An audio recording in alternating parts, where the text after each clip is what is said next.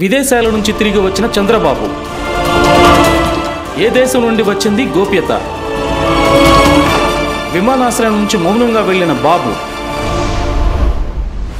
June 4 ఫలితాలు ముందుగానే ఊహించాడా? ఓటమి తప్పదని బాబు ఫిక్స్ అయ్యాడా?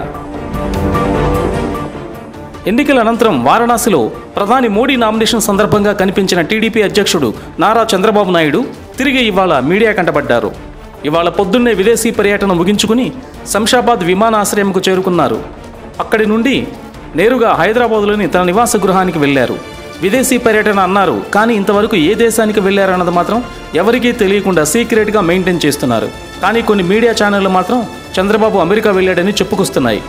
ఈ వ్యాఖ్యలను చంద్రబాబు సర్దిపుచ్చుకునే ప్రయత్నం కూడా చేయలేదు.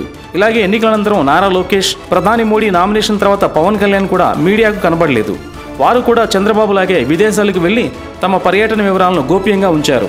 బహుశా లోకేష్ కూడా ఈ 2 రోజుల్లో ఏదో ఒక రోజున విమానాశ్రయంలో దర్శనమిచ్చే అవకాశం ఉంది.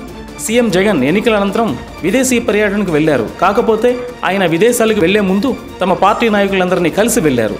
లండన్ వెళ్లిన అనంతరం కూడా జగన్ పర్యటనకు సంబంధించిన ఫోటోలు, వీడియోలు కనబడుతూనే ఉన్నాయి. విమానాశ్రయం నుంచి బాబు మౌనంగా వెళ్లడంపై కొందరు వైసీపీ శ్రేణులు మాట్లాడుతూ, నిత్యం ఏదో ఒక మీడియా ముందు కనబడే లోకేష్, చంద్రబాబు మాత్రం తమ పర్యటనను అత్యంత గోప్యంగా ఉంచడమే వింతగా ఉంది అని, చంద్రబాబు తమ బినామీలను కలవడానికే వెళ్లి ఉంటాడని, అలాగే ఎన్నికల్లో టీడీపీ పార్టీకి వేల కోట్ల ఫండింగ్ ఇచ్చిన వ్యక్తులను కలిసి ఉంటారని చెప్పుకొస్తున్నారు.